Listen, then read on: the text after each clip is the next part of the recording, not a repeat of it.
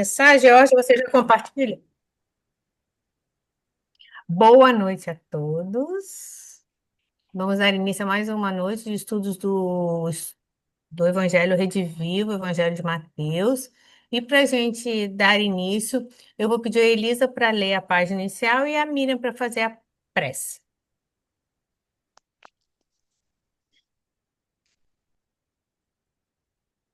Boa noite a todos.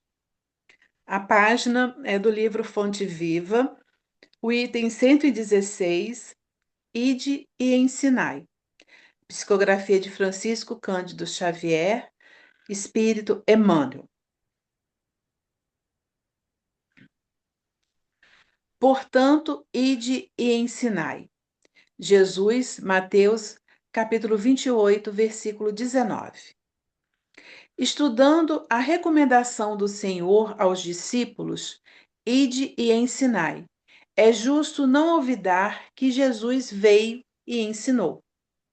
Veio da altura celestial e ensinou o caminho da elevação aos que jaziam atolados na sombra terrestre. Poderia o Cristo haver mandado a lição por emissários fiéis.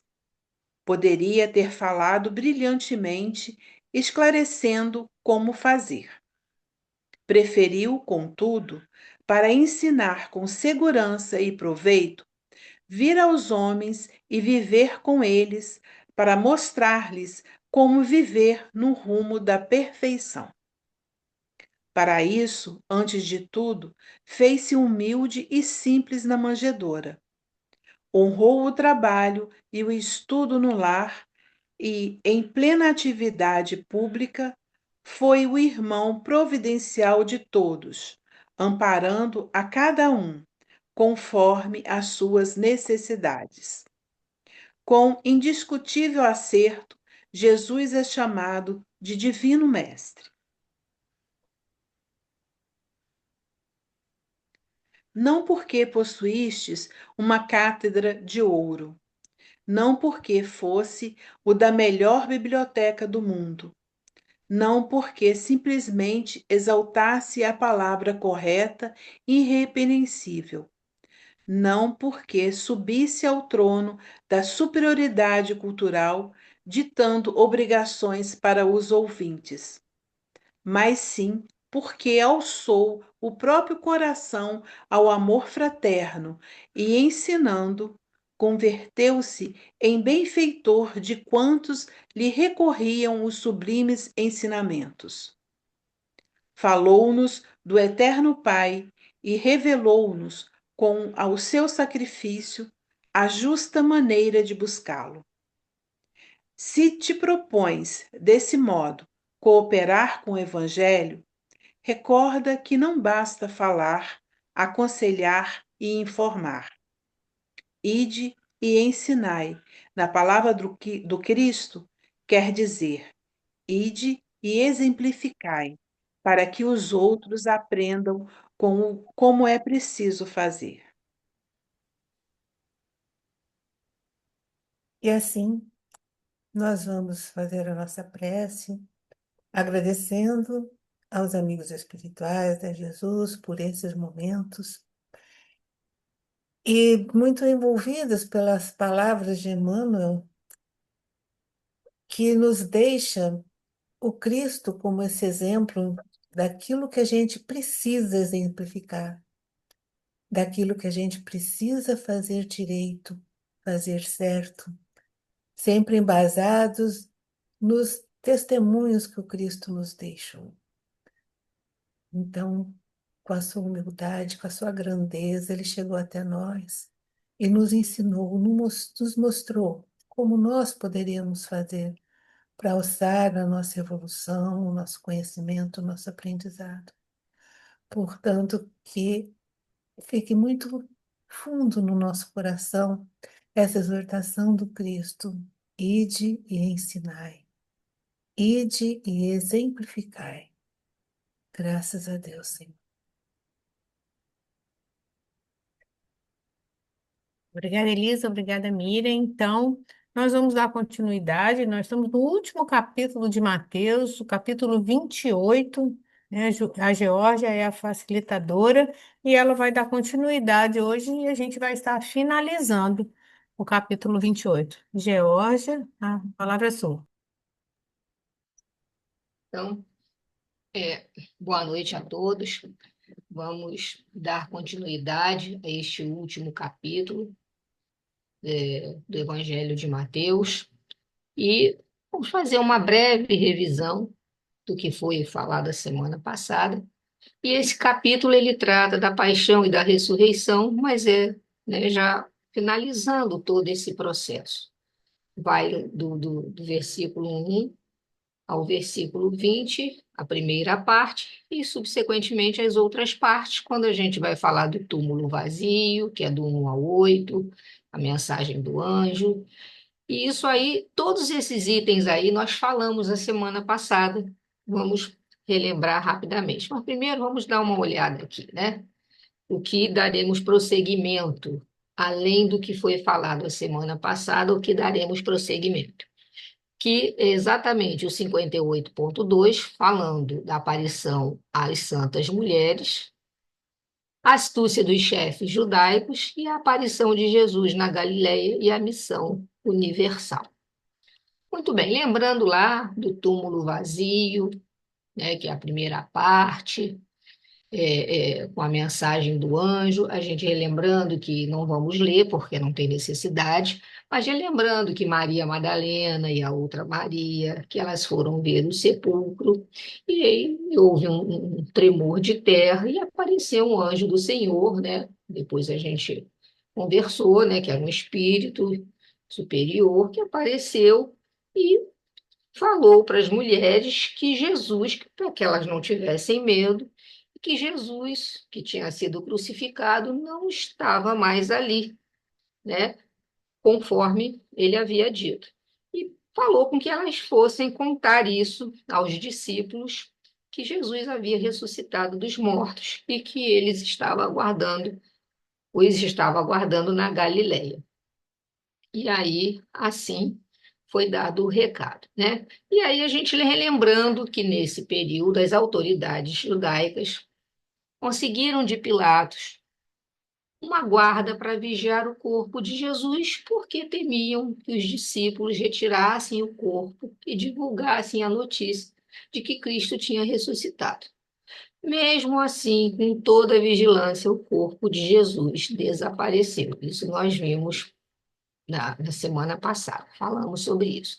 E aí falamos um pouquinho da ressurreição ou reencarnação, e eu quero aqui, né, ratificar o que foi falado, porque quando a gente fala de ressurreição, para o povo hebreu daquela época, né, que existiam os fariseus, os hebreus, os saduceus, e que hoje a gente intitula o povo hebreu como povo judeu. Mas o povo judeu era o povo na época da Judéia mesmo.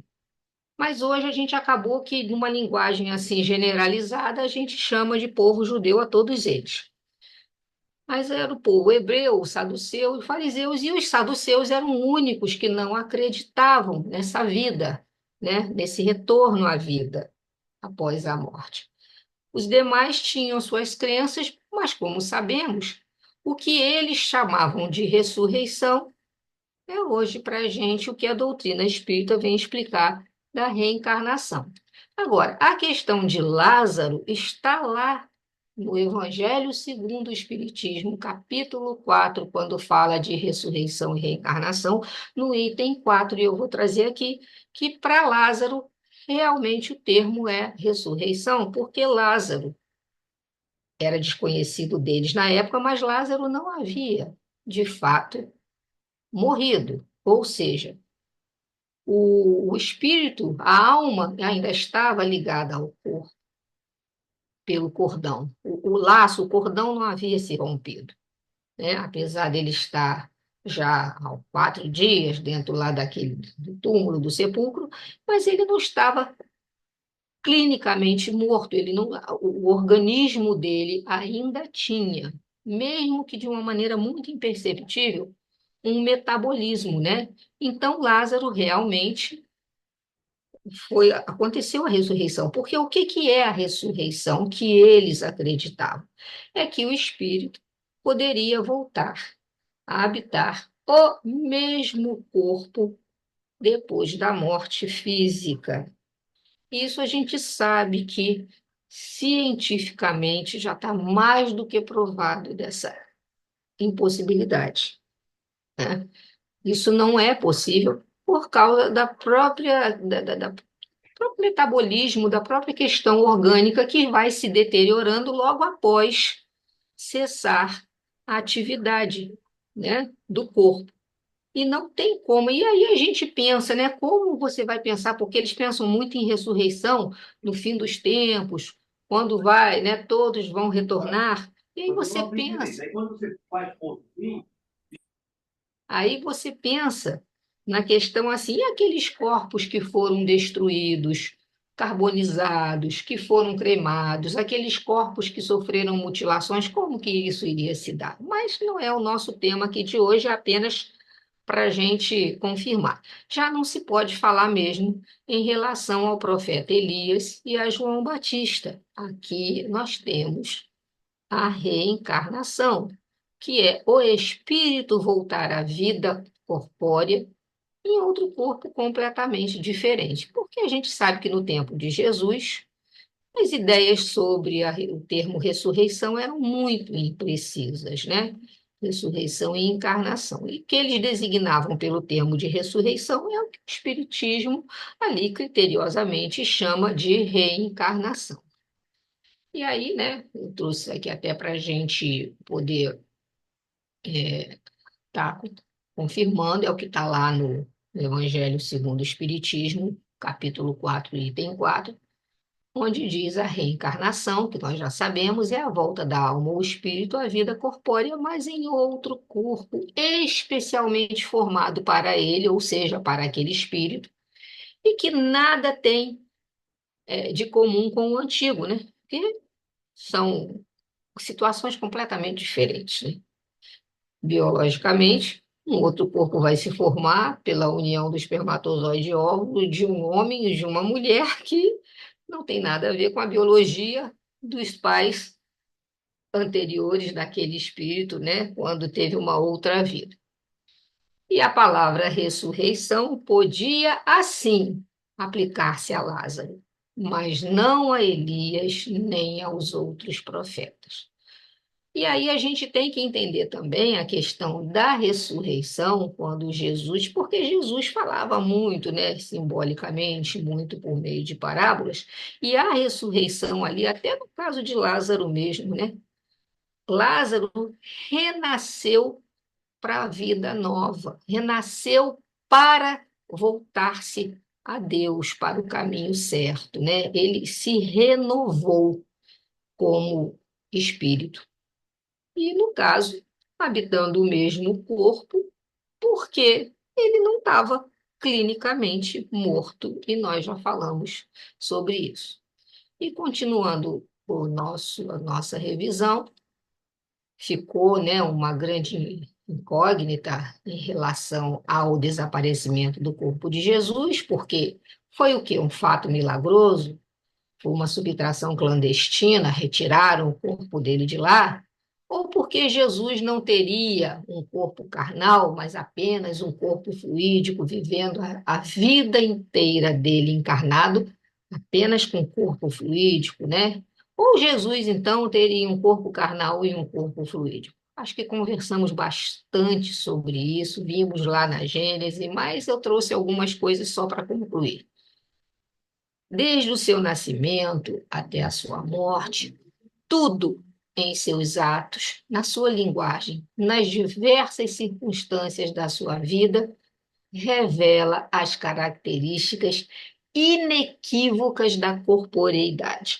Ou seja, não há engano em relação a isso, né? Não há dúvidas em relação a isso. E Jesus possuía também um corpo fluídico, ou um perispírito, que depois de sua morte, tudo nele revelava esse ser fluídico. Mas a gente sabe muito bem que Jesus viveu na carne, né? Tem comprovações sobre isso. E está aí, ó. Se as condições de Jesus durante a sua vida fossem as dos seres fluídicos, ele não teria experimentado nem a dor, nem as necessidades do corpo. Então, na verdade, entre outras palavras, conforme Kardec está lá na Gênese, ele teria nos enganado. Teria nos passado atestados de, né, assim, burros, porque ele teria enganado a gente que aquilo tudo que ele fez foi uma fantasia. Nós teríamos recebido esse título, né, para enganar. E a gente sabe que é isso aí, ó. Supor que assim haja sido, ou seja, que Jesus não teve um corpo carnal, se a gente pensar nisso, é tirar-lhe o mérito da vida de privações e de sofrimentos que escolhera como exemplo de resignação. Se tudo nele fosse aparente, todos os atos de sua vida, tudo, até o último brado, no momento de entregar o espírito, não teria passado de vão simulacro, para enganar com relação à sua natureza e fazer crer num sacrifício ilusório de sua vida, numa comédia indigna de um homem simplesmente honesto. Indigna, portanto, e com mais forte razão, de se tratar de um ser tão superior como Jesus. Está lá em A Gênese, capítulo 15, item 66. E terminando aqui essa parte, numa palavra, ele teria abusado da boa-fé dos seus contemporâneos e da posteridade, ou seja, não só daqueles que presenciaram aquele momento de todo o calvário, de todo o sofrimento físico que ele passou, e também deixar registrado aquela mentira para a posteridade. Então, seria um abuso da boa-fé, não só daqueles que conviveram com Jesus e acreditaram nele, como de todos nós que acreditamos nele até hoje, por tudo que ele veio, ensinou, exemplificou e deixou para a gente. Tais as consequências lógicas desse sistema, que são consequências inadmissíveis, porque rebaixariam Jesus moralmente, em vez de o elevarem. Jesus, pois, teve, como todo homem, um corpo carnal e um corpo fluídico, e o que é atestado pelos fenômenos materiais e pelos fenômenos psíquicos que lhe marcaram a existência. Então, está aí, né, encerrando esse episódio em relação ao desaparecimento do corpo de Jesus e à natureza desse corpo, né, que não resta dúvida para a gente. E agora a gente vai falar do 58.2, na aparição às santas mulheres. Trecho está lá no capítulo 28 de Mateus, versículos 9 e 10. Curtinho, né, o versículo. As mulheres com Jesus. E eis que Jesus veio ao seu encontro e lhes disse: Alegrai-vos. Elas, aproximando-se, abraçaram-lhe os pés, prostrando-se diante dele. Então Jesus disse: Não temais. Ide anunciar a meus irmãos que se dirijam para a Galileia. Lá viverão, né? E a gente sabe aí muito bem, a pergunta que fica para a gente, né, que é a proposta do estudo, é essa aqui. Por que Jesus apareceu primeiro para as mulheres, não para os seus apóstolos, ou para os fariseus, ou para os sacerdotes? Alguém teria uma ideia? Por que Jesus apareceu primeiro às mulheres? Alguém teria alguma? Olha, por quê? O porquê eu não sei, mas eu lembro de ter visto um comentário de que, como as mulheres eram assim, é, não eram tão valorizadas, vamos dizer assim. O termo até que eu acho que eu estou usando valorizadas não tá certo, mas assim, como seria impossível ser, é difícil ser mentira, porque como as mulheres comentaram sobre isso, isso eu escutei um historiador falando, que o fato de ter sido as mulheres primeiro e justamente todos terem acreditado, porque as mulheres não tinham essa importância, elas eram um pouco valorizadas. Também. Pois é, e aí o fato disso ter se tornado tão forte constava como uma verdade. Aí agora, por que que eu não sei? Por Bom, que a que gente seria a tem mulher? que. Vamos dar prosseguimento para a gente começar a entender.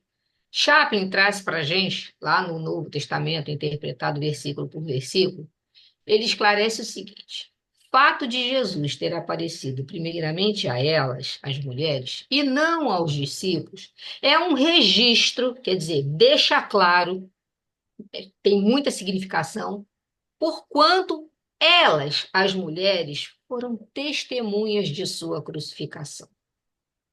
Porque os discípulos, de um modo geral, né, invadiram do local, ficaram vendo aquilo à distância, certo?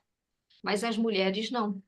Elas acompanharam ali, passo a passo, o Calvário, a crucificação.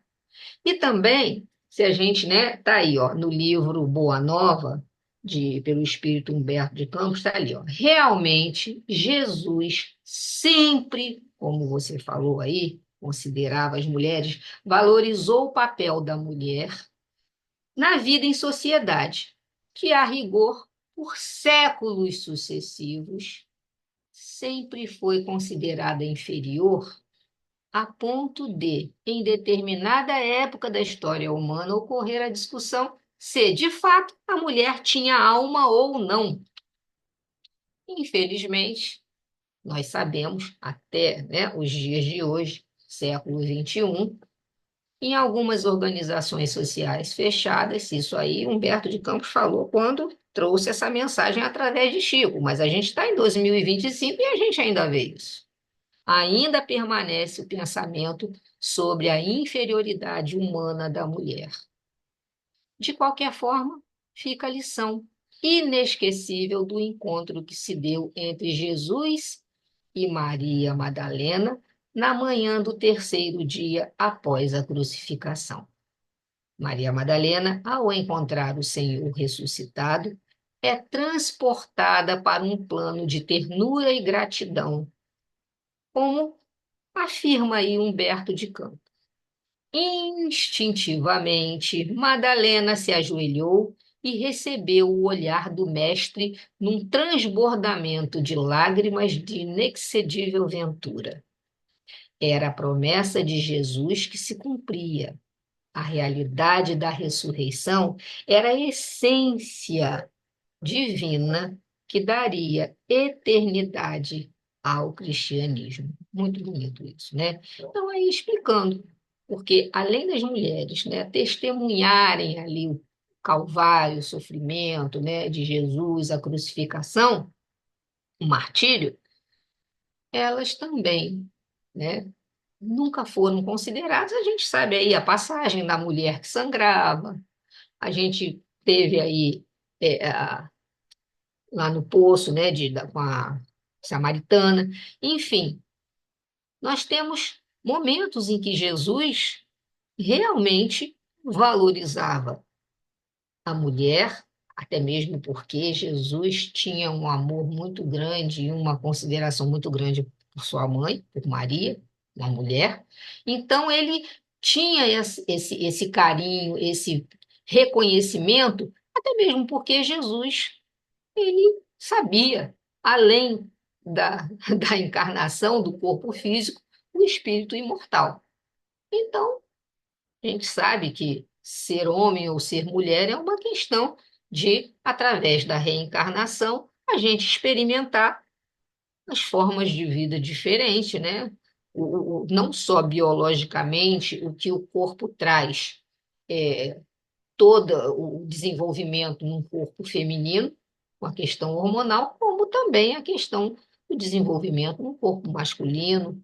Enfim, nós reencarnantes precisamos passar por esses diferentes estágios para que a gente aprenda como um todo e saiba lidar com as situações, inclusive, né, tentando é, aparar as arestas dos nossos preconceitos, daquilo que a gente veio fazendo, né, ao longo das nossas existências de errado em relação a isso. Então tá aí, ó. Continuando, alguém tem alguma coisa para falar? Vamos lá, continuando, né? Quaisquer que sejam as discordâncias, né, como está aí, quaisquer discordâncias nos registros dos demais evangelistas e interpretadores dos textos evangélicos, ou seja, mesmo que haja discordâncias, e aí a gente aqui está analisando Mateus, mas nós temos os outros três evangelistas. Então, o que está trazendo aqui para a gente é o seguinte: por mais que existam discordâncias entre esses evangelistas, né, e outros interpretadores dos textos evangélicos, isso são pormenores que não anulam o fato simples e direto. Jesus ressuscitou. Ele venceu a morte, fez cumprir sua promessa de ressurreição no terceiro dia, e tal acontecimento, da maneira como se deu, levantou o ânimo e abafou a dor dos discípulos, porque estavam muito sentidos, né? Estavam muito machucados com tudo aquilo que Jesus, que era o mestre, era o amigo, era aquele que estava presente fisicamente ali todas as horas, eles estavam muito abalados. Então, tal acontecimento da ressurreição de Jesus levantou o ânimo. Claro, sabemos que, né, foi materializado pelo seu poder fluídico, do seu perispírito, isso tudo a gente já sabe, falamos um pouco disso na aula passada, mas abafou a dor dos discípulos e deu a eles a certeza que um imenso caminho de evangelização do mundo se iniciava naquele momento. O mestre falara que volveria 3 dias depois de morto. Eles criam, acreditavam, mas já não sabiam em que acreditar. Agora que o recordavam, percebiam a dimensão da ingratidão de que deram mostras, o quanto em vários momentos foram ingratos com Jesus. Anás e Caifás, Pilatos e Herodes sentiam o ar pesado após a consumação do crime organizado. Jerusalém jamais esqueceria aqueles dias e dificilmente se recuperaria deles. Isso está lá no livro Há Flores no Caminho, Divaldo, psicografia de Divaldo, pelo espírito Amélia Rodrigues. Lindo demais, né? Capítulo 24. Tá? E o pequeno diálogo ocorrido entre Jesus e Maria de Madalena tem muito a nos dizer também neste livro, né, no capítulo 24 ainda. Ao adentrarem-se na antessala da caverna feita para as despedidas, viram um ser angélico que as informou da ocorrência. Na parte inferior da sepultura estavam os panos que o cingiram e vazia a cova silenciosa. Susto e angústia dominaram-nas naquele momento grave. Maria de Magdala, saindo a chorar, interrogou o jardineiro que cuidava das rosas silvestres e do local, perguntando para onde o levaram. Ele voltou-se, todo em luz, tangível e vivo. O mestre sorriu. Rabone, mestrezinho. Aí ele respondeu: Maria, ainda não fui a meu pai. avisa aos companheiros para que sigam a Galileia, onde os encontrarei. Lindo, né? Lindo mesmo. Está nesse livro aí.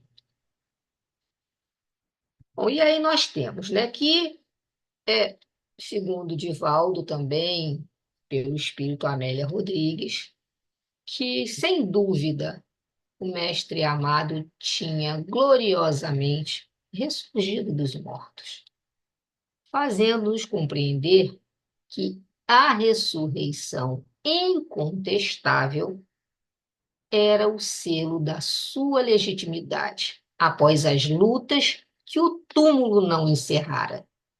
Ressurreição e vida numa sinonímia profunda.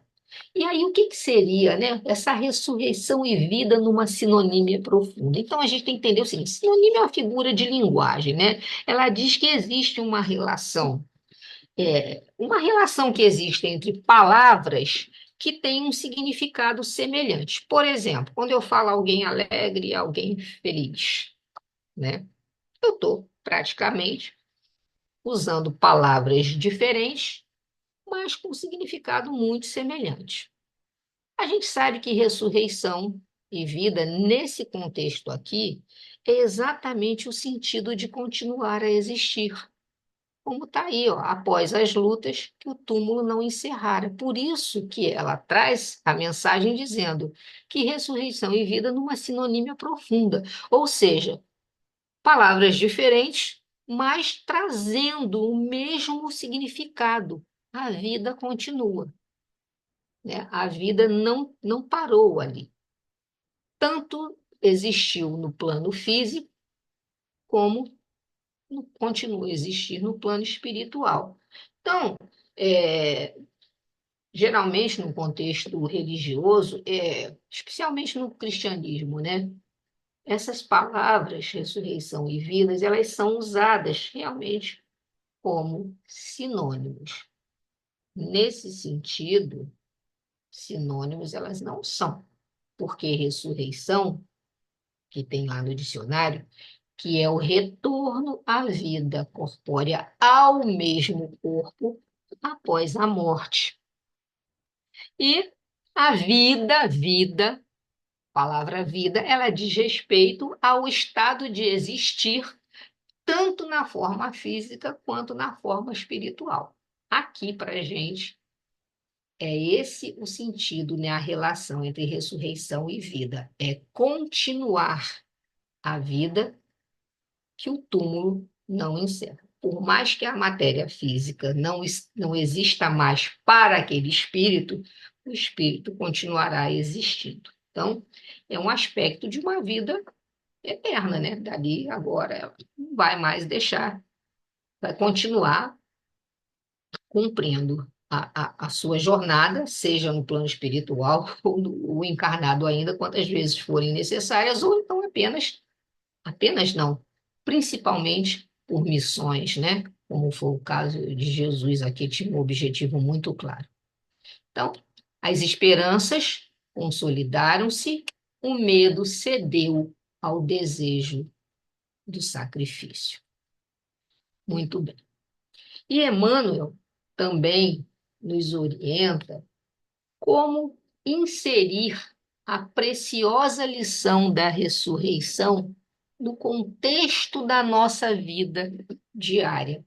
Então, a partir, né, desse conceito de ressurreição, que é a vida que continua após o túmulo, ou seja, após a morte do corpo físico, Emmanuel vai nos trazer lindas palavras, né, para que a gente possa colocar esse termo, né, essa lição da ressurreição no nosso cotidiano. Então, está lá no livro Instruções Psicofônicas, né, também psicografia de Chico Xavier, por espíritos diversos, mas essa comunicação aí é de Emmanuel. Recordamos o benfeitor celeste em sua gloriosa ressurreição. E desejamos sejam essas páginas uma saudação dos vivos da espiritualidade que bradam para os vivos da escola humana. Irmãos, aproveitai o tempo que vos é concedido na terra para a construção da verdadeira felicidade. A morte é renovação, investindo a alma na posse do bem ou do mal que cultivou em si mesma durante a existência, né? Então, de acordo com nossas escolhas, a partir do nosso livre-arbítrio, aquilo que fazemos na nossa vida. Vinde a esperança, vós que chorais na sombra da provação. Suportai a dor como bênção do céu e avançai para a luz sem desfalecer.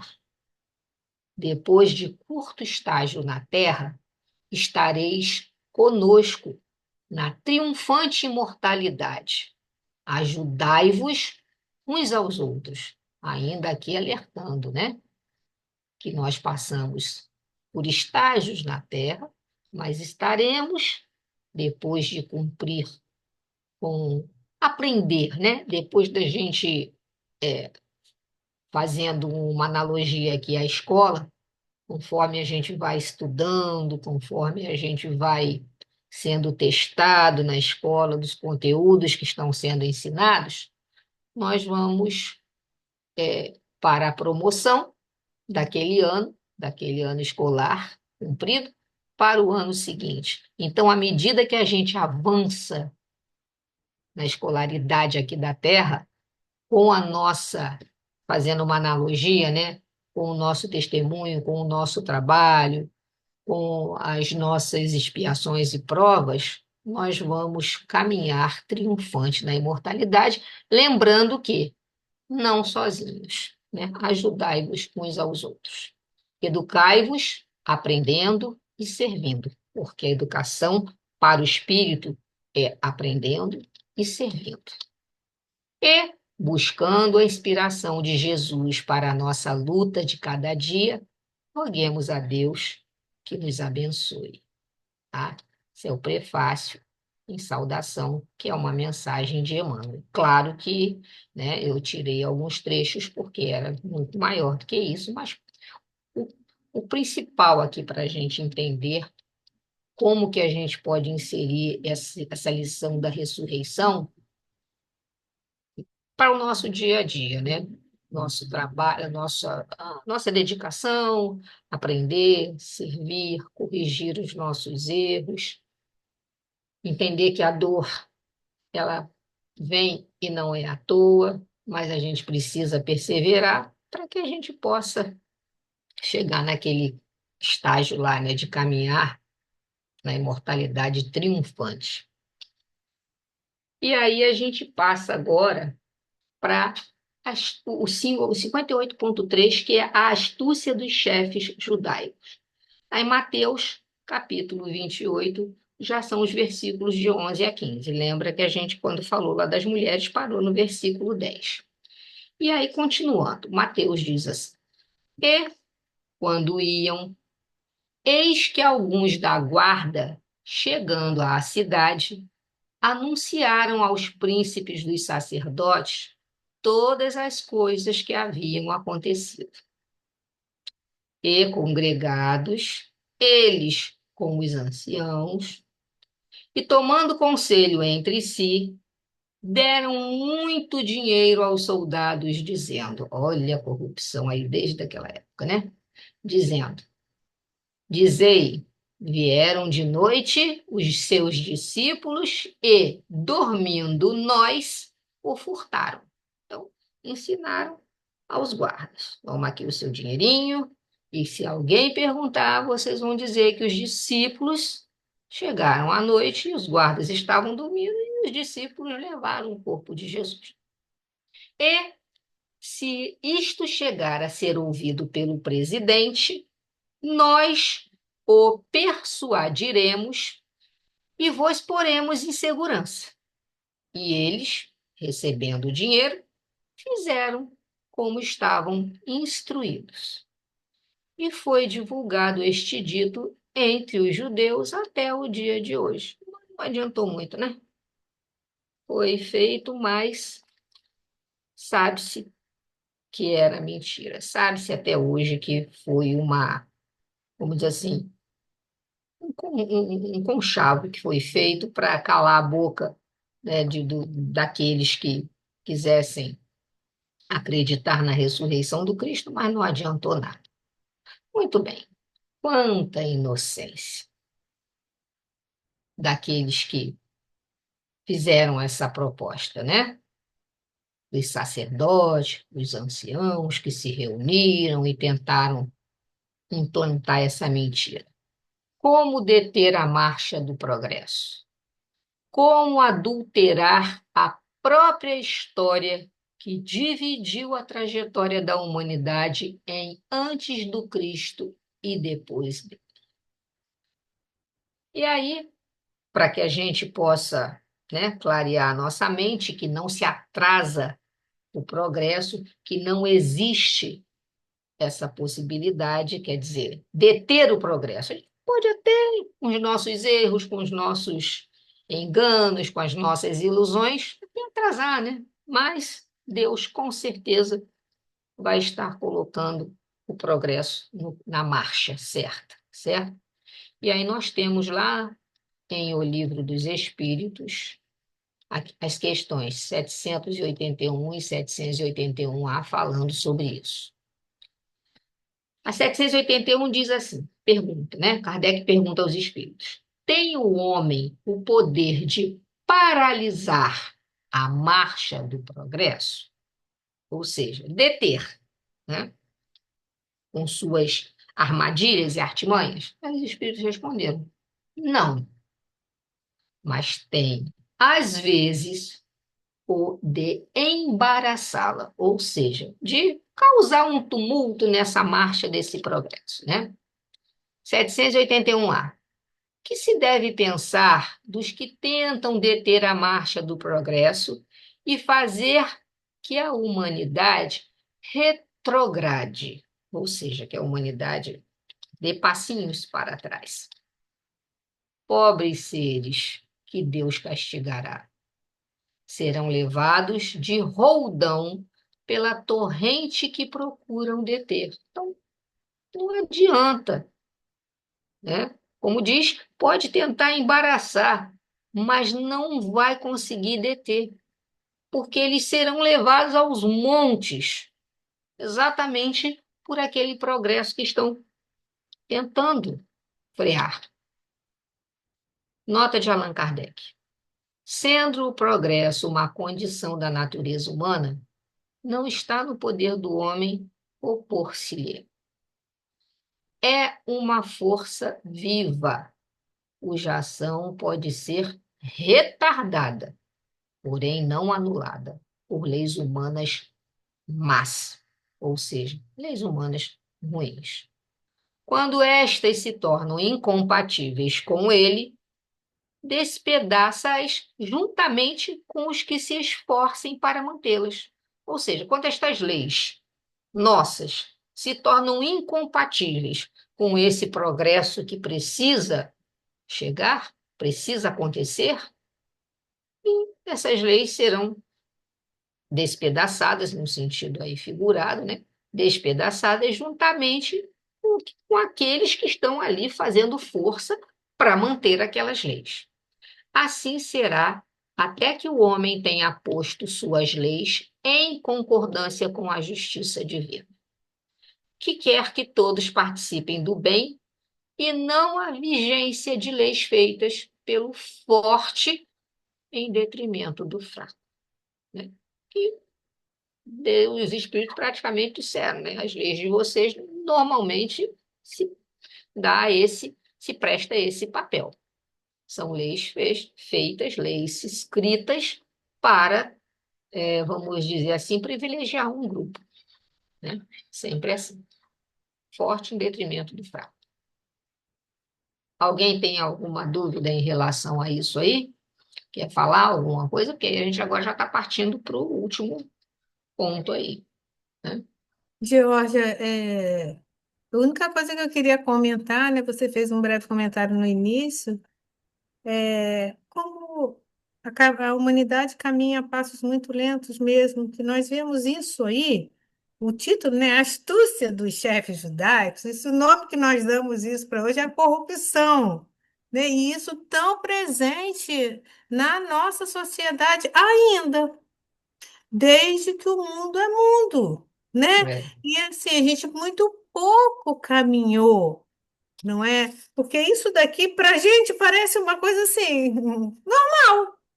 que não é é, novidade. Não é é. novidade. Não é que é normal que aconteça conosco, mas é uma coisa, É. é uma Não prática. normal que a gente ateste, né? Que a gente Isso, está é uma atestando aquilo ali, prática achando que é comum na legal. nossa Não, sociedade, né? mas a gente assiste isso Assiste, agora muito mais do que naquele tempo, porque naquele sim, tempo não tinha computador, não tinha internet, não tinha televisão, não tinha iPhone, iFood, não as tinha nada coisas estão disso. em tempo real. Agora as coisas estão em tempo real. E E a aí, gente, quando a gente lê esses como é textos, lento o progresso. Não, e agora foi interessante você ter pontuado isso, né? Porque se a gente estuda as leis morais, né? A corrupção nada mais é do burlamento dessas leis. Amém. Você não aceita a lei, você dá um jeitinho para que você consiga burlar a lei, né? Então, Sim. é o jeitinho que todo mundo dá para burlar a lei. Então, a gente esquece que lei morais não tem jeitinho de burlar, né?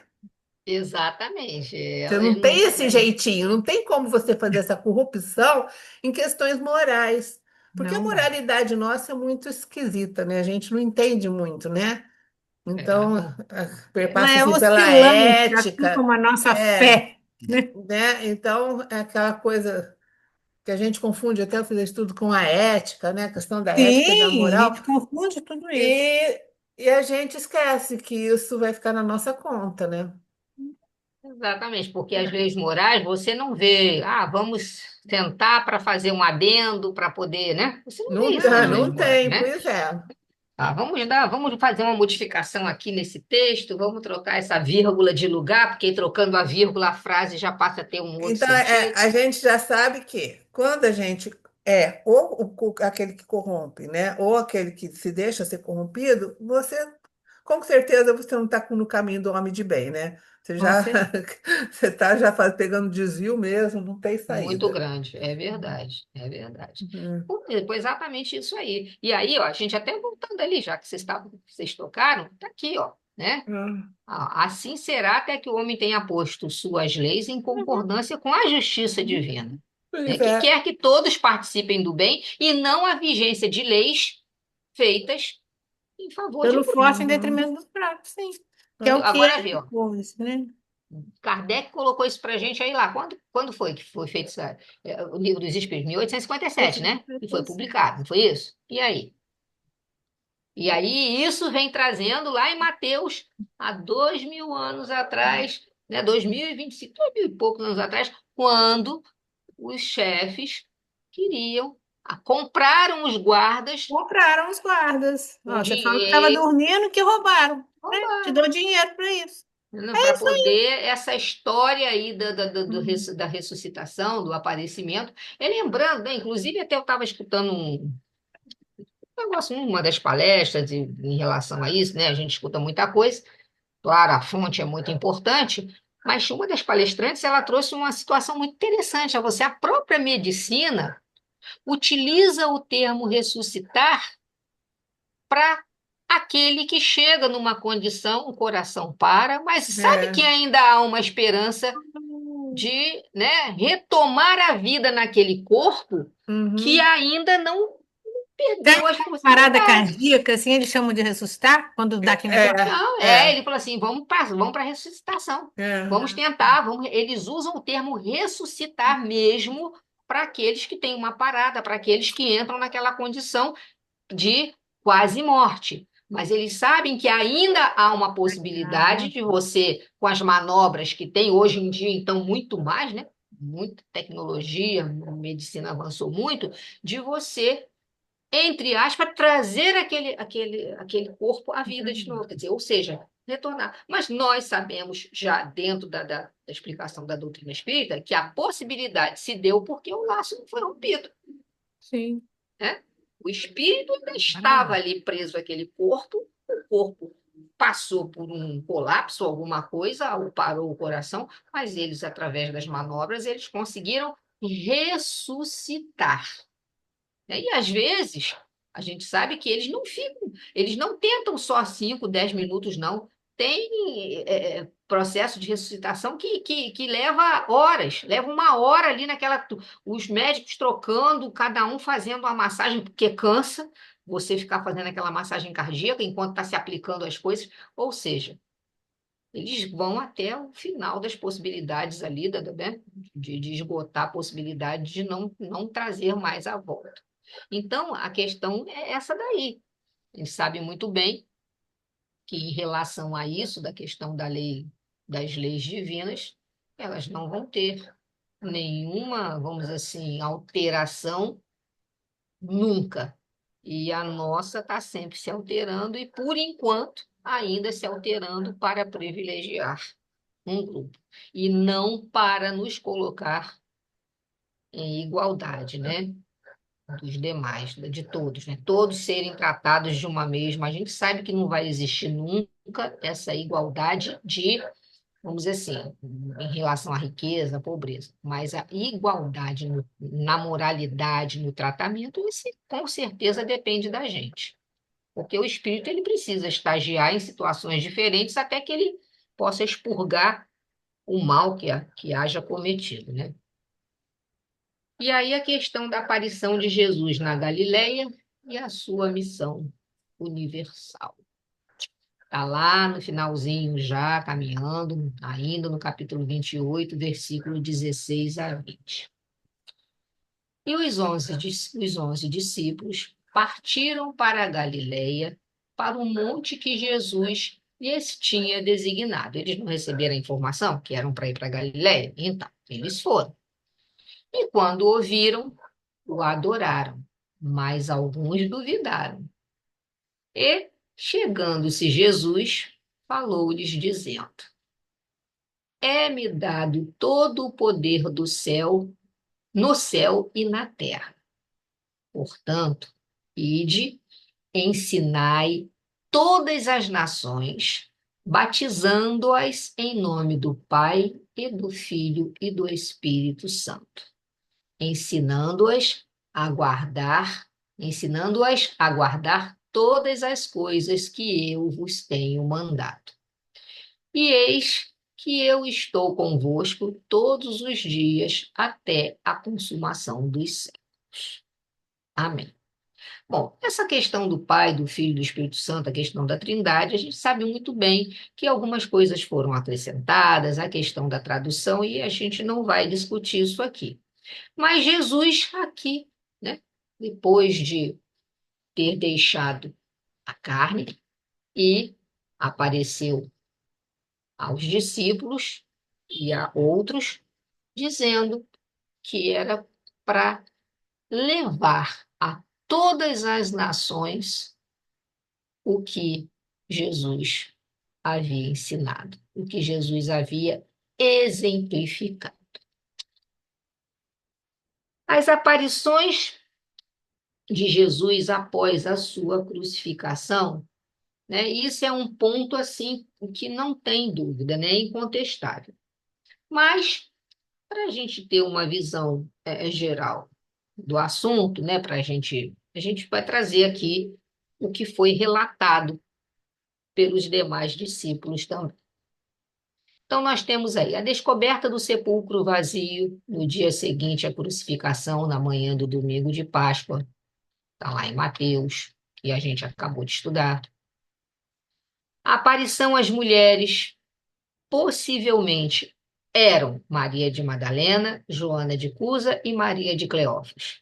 No dia seguinte à crucificação, também está nesse capítulo que a gente está estudando. A aparição a Maria de Madalena 3 dias após a crucificação, também lá em João, capítulo 20, versículo de 11 a 18. A aparição de Jesus a 2 discípulos na estrada de Emaús, 3 dias após a crucificação. Está registrado em Lucas, capítulo 24, versículo 13 a 35. Temos também a aparição a Tomé e aos discípulos 8 dias após a crucificação, em João, capítulo 20, versículos 19 a 29, tá trazendo, né, essa aparição aí, tá descrevendo a aparição de Jesus a Simão, a Tomé, Natanael, João e Tiago, filhos de Zebedeu, e a mais 2 discípulos, à margem do lago de Tiberíades. Não se sabe quando tal manifestação se deu. Está lá em João, capítulo 21. E os acompanhou até Betânia. Está lá em Lucas, capítulo 24. Então vejam que, né, os outros evangelistas vêm trazendo os relatos da aparição de Jesus. Então ele apareceu em diferentes ocasiões, né? Que nem todas foram citadas explicitamente por Mateus, mas o registro que é considerado o mais preciso é o de João. E tem a última aparição aos discípulos no Monte da Galileia, que está nesse último trecho aí do nosso estudo, em capítulo 28, versículos 16 a 20. E Allan Kardec, né, também aí nos apresenta algumas considerações a respeito das várias aparições de Jesus após a sua morte na cruz. Diz assim: todos os evangelistas narram as aparições de Jesus após sua morte, com detalhes circunstanciados que não permitem se duvide da sua realidade. Se explicam perfeitamente tais aparições de Jesus, né? Kardec vem falando. Se explicam perfeitamente pelas leis fluídicas e pelas propriedades do perispírito, que de Jesus não se contesta, não se, como a gente até conversou na aula passada, até a Márcia falou, não temos nem noção para estar falando, né, da qualidade do perispírito de Jesus.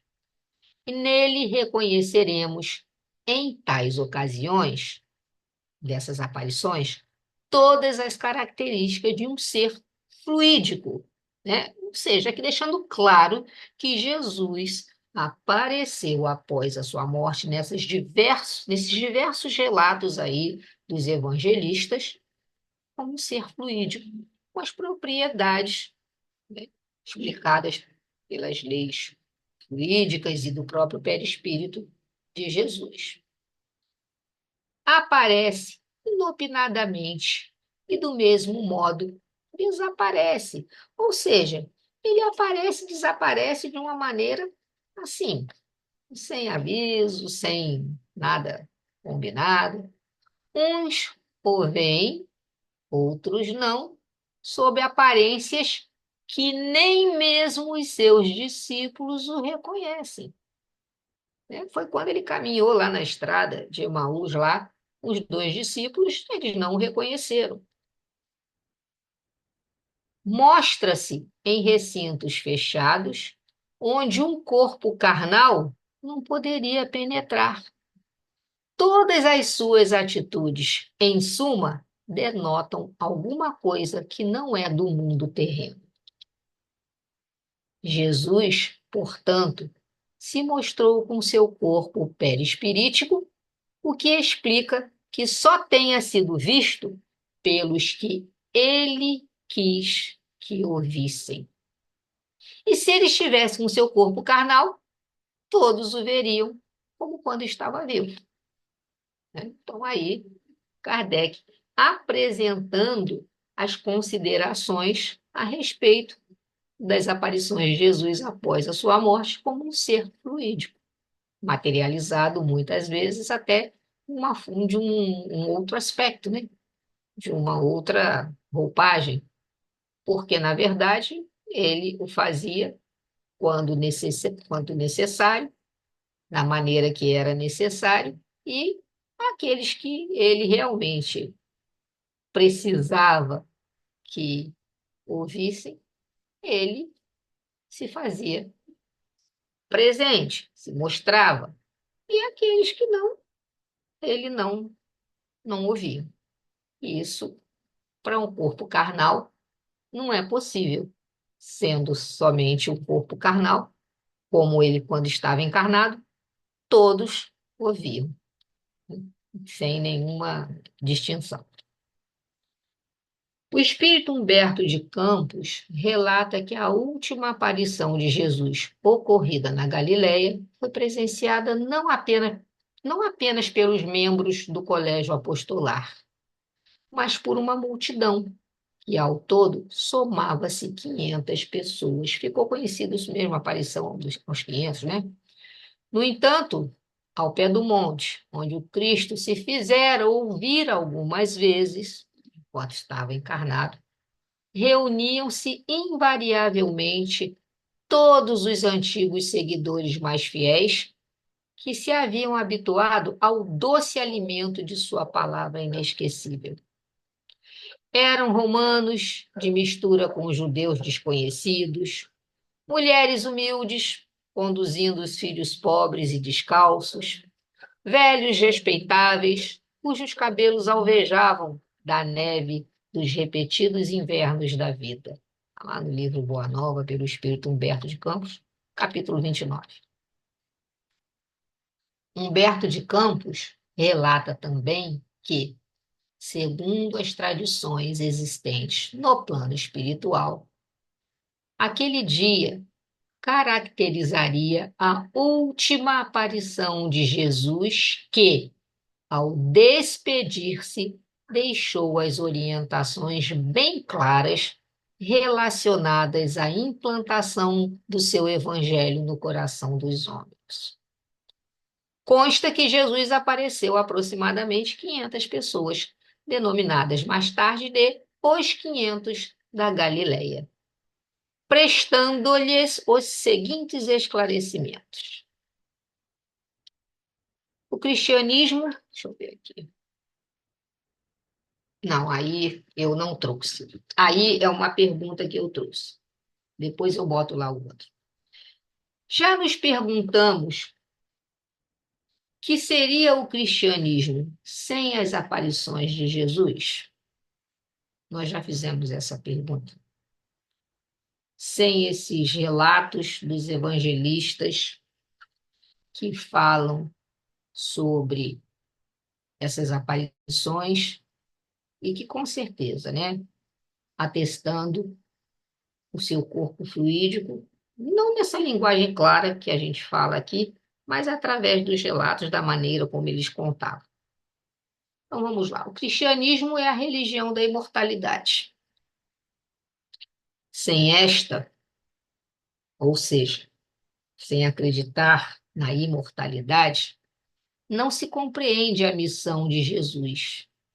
Não se pode absolutamente compreender seu pensamento íntimo, porque se desvincular o cristianismo da imortalidade, qual o significado de Jesus ter vindo, passado pelo que passou, exemplificado o que exemplificou, dito o que ele disse, se não fosse para entender que a nossa vida não é esta aqui, material, num planeta, seja ele de provas e expiações, no mundo regenerado, mas a nossa verdadeira morada é no plano espiritual. Em Jesus não se vêem só palavras, mas também os exemplos e fatos que alicerçam a sua doutrina, a imortalidade da alma, né? Será possível que a incomparável doutrina que ele fundou tivesse por epílogo a morte? Ou seja, a morte é o fim, né? Pergunta é essa aqui. Neste caso, teriam razão aqueles que não creem no além-túmulo, aqueles que são materialistas e ponto final. A vida é essa aqui, vou fazer o que eu quiser e quando eu morrer, acabou tudo. Não tem nada além disso. A perda irreparável do mestre consternava o coração dos seus discípulos, quando as potestades superiores, aí é que está, né, uma dúvida, né? Vocês têm ideia do que são potestades? Porque sempre se fala isso, né? As potestades, os principados e as potestades, porque quando se fala em potestades, está se falando de entidades espirituais com poderes. Só que na Bíblia se fala em potestades tanto do bem quanto do mal. Mas aqui, é claro, está se falando das potestades superiores, né? Quando as potestades superiores rasgam o véu da morte e aparecem a Madalena a lhe desvendar os mistérios da vida, do além, em sua pujança, ou seja, em seu poder, em seu vigor, em sua força maior. Deixa eu ver aqui que eu não estou conseguindo enxergar. Seguindo esta aparição, manifesta-se também o recém-morto, que, demonstrando assim o prosseguimento da sua existência, recomenda à sua mediadora, a Maria de Madalena, dar conta aos seus discípulos daquela manifestação, para que também eles assim fizessem. Porque, como já havia dito, o discípulo deve ser como o mestre. A ressurreição é a vida. E a vida se manifesta no homem e ao homem. Jesus é a vida porque se manifesta vivo aos homens, para que os homens compreendam que o túmulo não é o fim.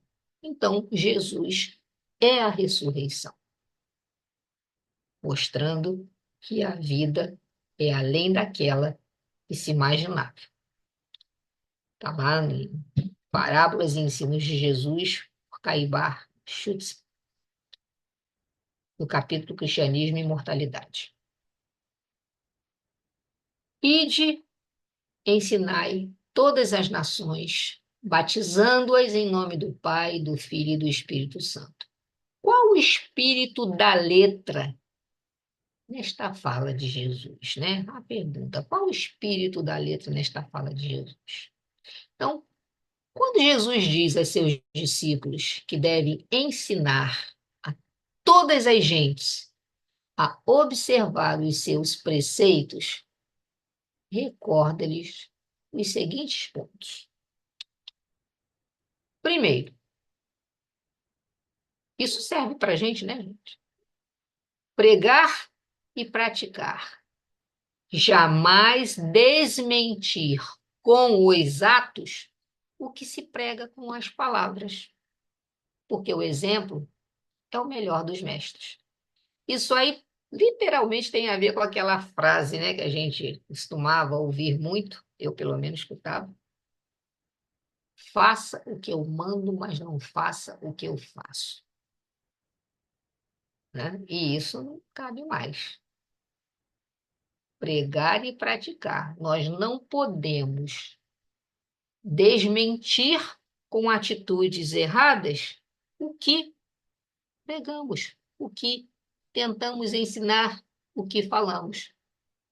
Então, é um ato mesmo, é um exercício de vivenciar na prática o que está escrito, como que a gente usa na teoria.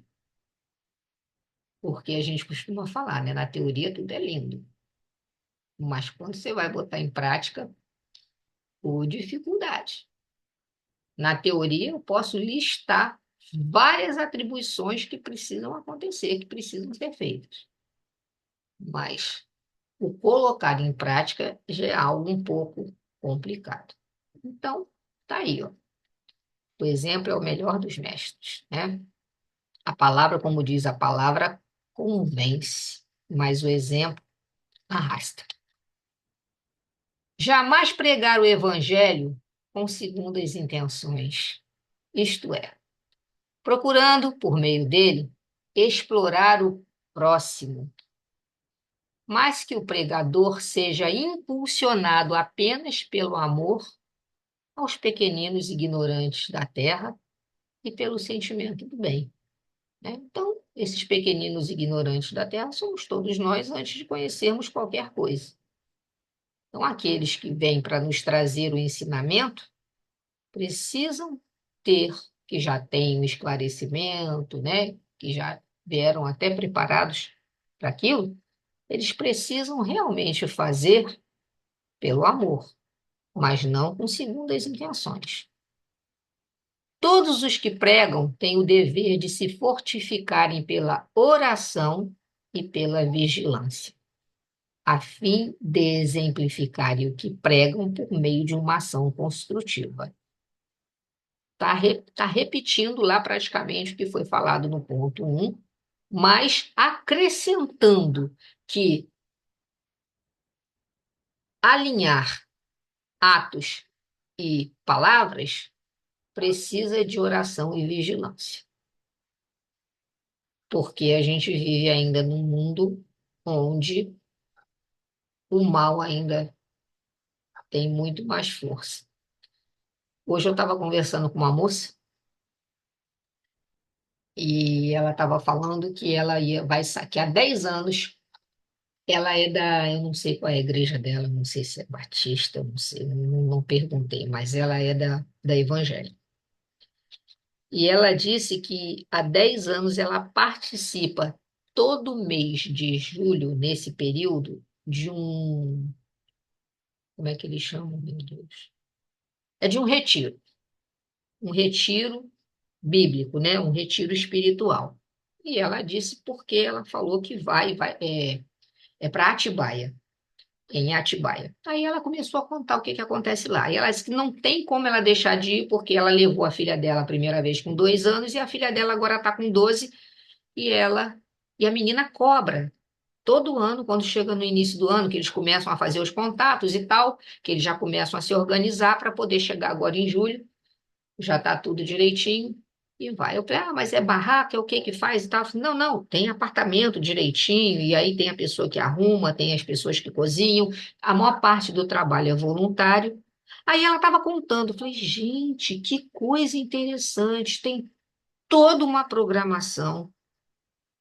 E a programação voltada para as crianças, para os adolescentes, para os casais e para a família. Então, tem os momentos da criança, os momentos do adolescente, o momento do casal enquanto casal, o momento da família como um todo, que ela falou, coisas que a gente no dia a dia não consegue fazer.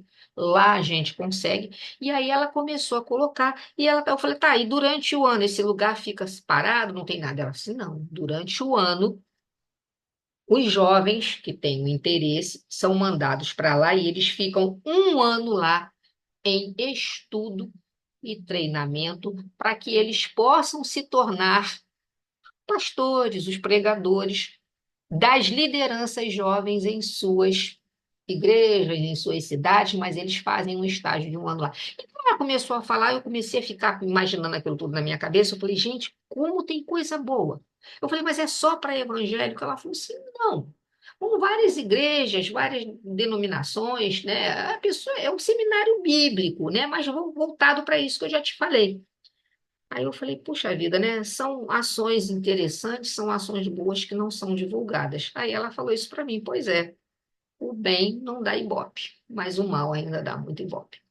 Aí eu falei, exatamente, né? Traduzindo o que a gente costuma falar aqui. Então, é um trabalho que eles fazem, que tem uma culminância e que tem todo um sentido nessa questão mesmo, de aproximar, de colocar, né, os conceitos bíblicos, estar direcionando para esse caminho.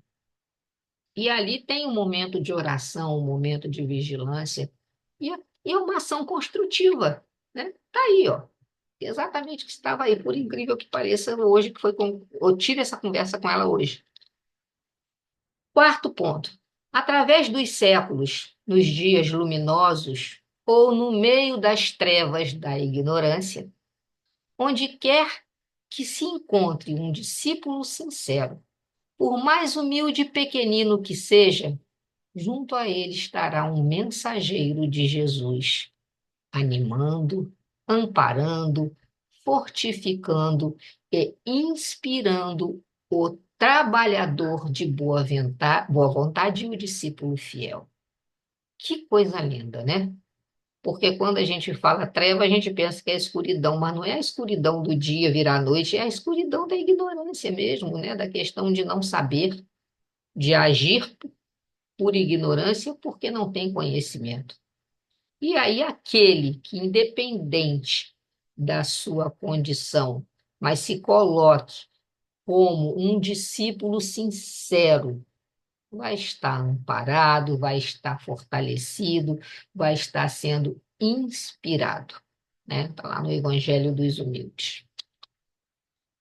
Em conclusão, o mestre Nazareno reafirma, uma vez mais, ser o guia e o modelo da humanidade terrestre, e quem nos conduzirá aos páramos da evolução espiritual.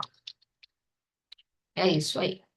Se alguém tiver mais alguma coisa para estar colocando, alguma É, coisa. eu acho que para você e para todo mundo que está aqui na sala, eu acho que hoje é um dia para nós de comemorar. A gente conseguir terminar o estudo do Evangelho de Mateus, que particularmente trouxe para mim um manancial de conhecimento, porque nós fizemos versículo a versículo. Eu achei que foi uma grande oportunidade que nós tivemos, né, de estudar e começar por Mateus, como orienta, né, porque é o maior dos evangelhos. E é uma pena que nós não tivemos adeptos a esse estudo, que é um estudo aprofundado do Evangelho de Jesus. É isso que a Geórgia trouxe aí para a gente hoje, né? É uma mega oportunidade. E muitos desses assuntos vão ser repetidos quando a Dos gente tiver a outros. oportunidade de ler, de estudar os outros evangelistas, né? Mas eu É, acho. até assim, está faltando ainda 13 minutos, né? Não é Uhum. isso? Deixa Então, só eu finalizar, Georgia. Então, eu acho assim que o ESD deu um passo diferente. Nós estamos desde 2023, quando a gente começou, se eu não me engano, acho que foi isso, com o Evangelho Rede Vivo. A gente vem estudando ele, né? Eu acho que para o Grupo Espírita Meimei foi um grande caminhar, né? Foi a primeira vez que a gente pega um dos evangelistas para estudar e com uma proposta dessa da federação. E vamos ver aí agora o próximo semestre. A gente tem essa outra proposta de estar falando dos sentimentos, né? Até dezembro, o amor, o medo, a alegria e a raiva. E a Luciane Pires vai estar nos ajudando, né? Coordenando o trabalho conosco uma vez por mês. E, e para o ano que vem a gente vai pensar o que que a gente acha que é interessante, quem sabe ouvir as pessoas, né? O que elas querem estudar. É isso que eu tinha a dizer, Jorge. tá. E assim, aí aquela parte que eu li e não coloquei o slide, onde falava assim, essa aqui, ó. Quer ver? Deixa eu só Os colocar. Amados, né? Parte Não, dos Amados, que está no Boa Nova, né? é, exatamente, né? Aonde a gente estava aqui, ó. Aquilo é lindo demais, aquilo tem que colar na parede. Aqui, ó.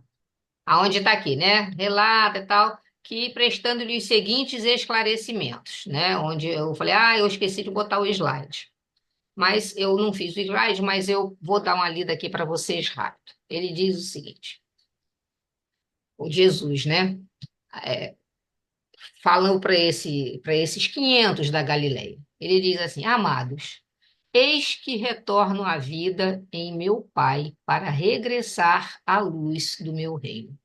Enviei meus discípulos como ovelhas no meio de lobos, e vos recomendo que lhes sigais os passos no escabroso caminho.